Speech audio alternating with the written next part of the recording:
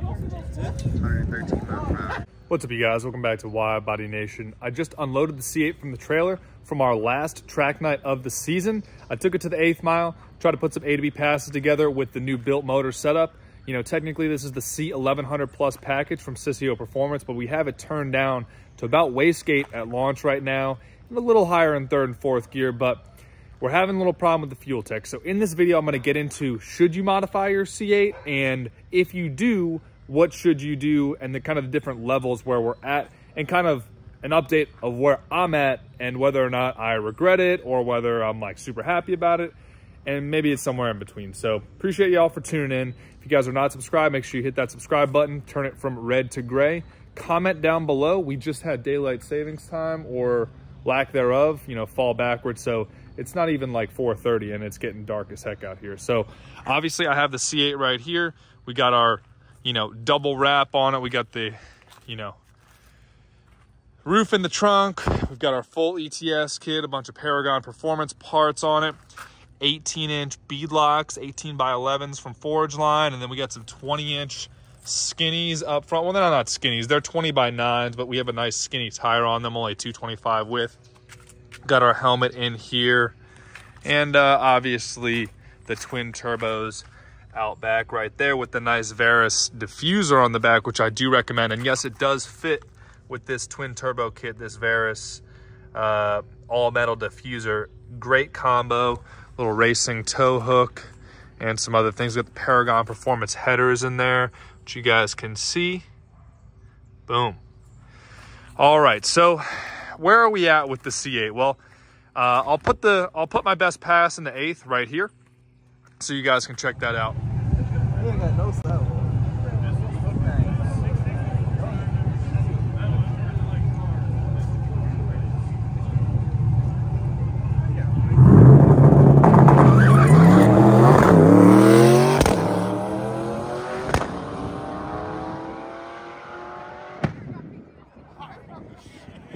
But basically, as you guys can see, with the car, you know, turned down and all, we were able to run a 6.5 in the mid 115-ish range for mile per hour. So at the track, obviously this is running 93 in the tank, and then our Ignite Red in the front.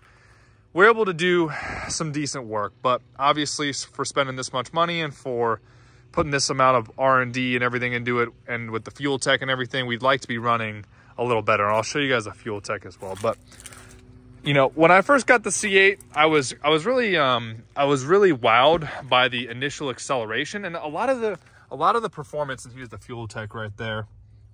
But a lot of the performance on this car comes from how good the 8-speed dual clutch Tremec transmission is, because as you guys know, this car is only 490 or 495 factory crank horsepower when you get it from the dealership. So the biggest thing to do, honestly, to these cars when you first get them is literally just do a nice set of forged wheels and tires. So boom, boom, forged wheels and tires, and an exhaust. Those two mods alone will cost you between, you know, $2 and $5 grand, all the way up to 10 grand if you go titanium and really, really nice forged wheels.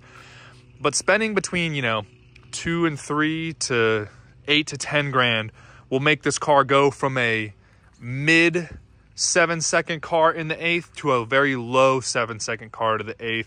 And it'll really wake the suspension up. It'll really wake the performance up, because the wheels on these cars, unless you get the forged wheels, which they now offer for the 2023s, the wheels and the tires are just not quite good enough for this car. And so obviously I am running, you know, really nice forge lines front and back. I have Titan 7 wheels. Let me show you guys these Titan 7 wheels here up in the trailer, because the Titan 7s, in my opinion, are a good bang for your buck. These obviously have the Toyo R888Rs on them, but these Titan 7s, they're very classic split 5-spoke design, but they're fully forged. I mean, I can pick these rear wheels up, which are, you know, I mean, they're over 50 pounds total, but those are 11.5 wide. They're 20 by 11.5 with a massive 325 on them. And then those fronts are 19 by 9 or 9.5, I can't remember, with a 265 front on them. And those are my street wheels, because I need to actually be able to drive around, unlike these Mickey Thompson Street R's here, which are quite a handful if it rains or is too cold. So like I said, I'm getting this thing set up to go in the garage for the winter, go in there. The Hellcat's all stock, so it's staying outside for now until we have this built up with a nice, 2-car shop. But honestly, folks, these C8s, when they are just slight bolt-ons, are a great time. And the problem that you guys get into when you are modifying these C8s is that they're not, they're not like a Hellcat. They haven't been out for 5, 10, 15, 20 years on the same engine management. I mean, these cars have only been out for, the better part of 2 to 3 years, and the amount of people modding them is really not that much if we're honest about it. The production numbers have been low compared to what Chevy wanted to do, and just not a lot of people have been, and companies have been R&Ding these cars enough. So, I've been on Motec, and now I'm on FuelTech, and now there's some other companies between Magnuson, Magnuson, Callaway, Procharger, Motec, Pikes Performance, ETS, you name it. Everyone's taking a crack at these cars as far into trying to tune the ECU, the TCU, built motor versus stock motor. And honestly, we have really not made it that far, all things considered. I mean, I am not downplaying any of these companies, but this car has a lot of money into it, and it is really not that fast. Currently, it's capable. We got the gyro disc rotors right here, which really lighten up the rotational mass. We've got some better pads on it. We've got a lot of stuff done to this car, but honestly, you got to be patient with these cars. And I'm not telling you not to do it. I'm just saying you got to be patient. You can't come from something like a Hellcat and just expect this thing to do the same thing where you throw 10 grand at it and you knock off 2 seconds in the quarter mile. These cars stock will run high to mid 10s depending on the condition, whereas these cars stock are running about the same times. They're running, I had this thing running 11.1 consistently with just bolt-ons, and really not even that nice of bolt-ons. And now it's running, the fastest time I put down in the quarter is only low 10s.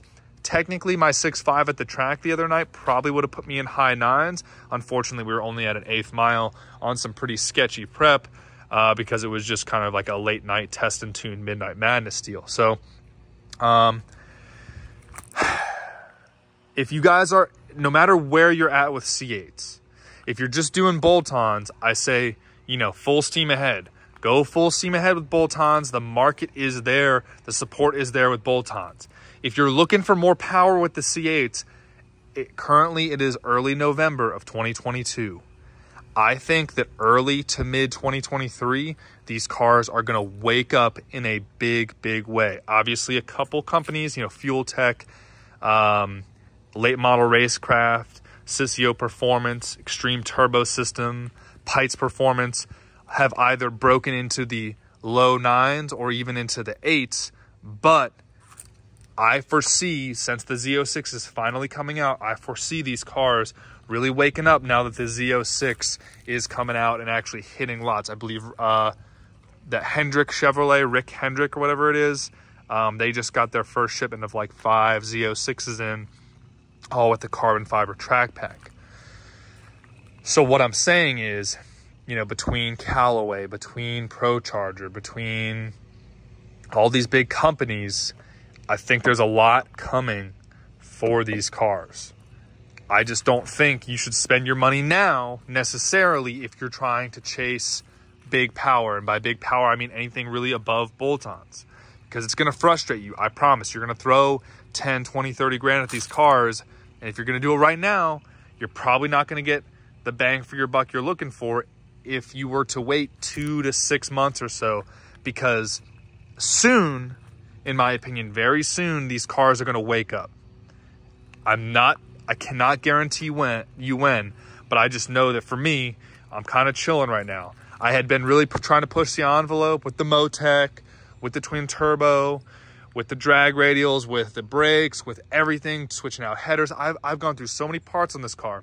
I'm going to use a little bit of patience, and I'm gonna wait. I'm gonna focus on this car a little bit, you know, focus on something else, focus on the videos, and we are going to wait for these companies to really push the envelope and crack that code. There's one company, I think it's called Trifecta, that allegedly has gotten in a little bit to the ECU or the TCU or whatever it may be.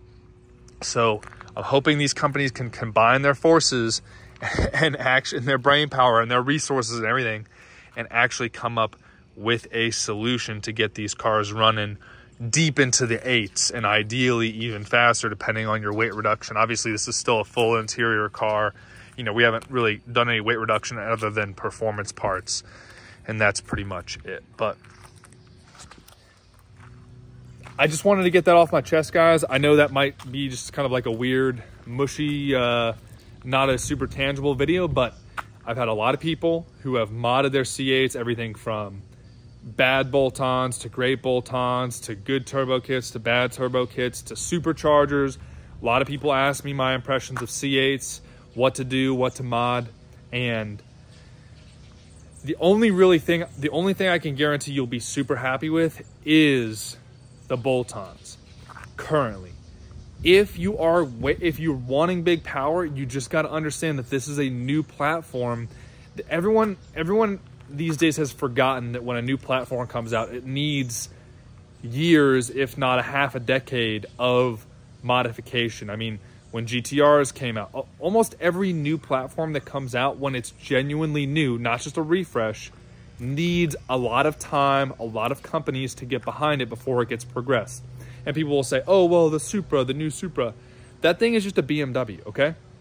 So there are certain cars when they come out that are just an iteration of a car that's already established, and that is different. So if you guys want to know what I recommend, you can hit me up directly on Instagram. That is where I respond to things directly in like a DM sort of way. Or you can comment below, and I'll do my best to respond to you in the comments. Unfortunately, YouTube only sends me your initial comment and not the follow-up replies, so it's hard to have a conversation in the comments below. But that's another problem. But let me know what you guys think. Let me know what you think of our current setup on the car, and what you think we can run next season, what you think we should do, if you guys have had any successes or failures with your C8, and just kind of where you guys are at, because these cars, they're new, they're challenging, and they are a handful. So I appreciate you guys tuning in. Stay safe out there, and I will see you guys for the next video.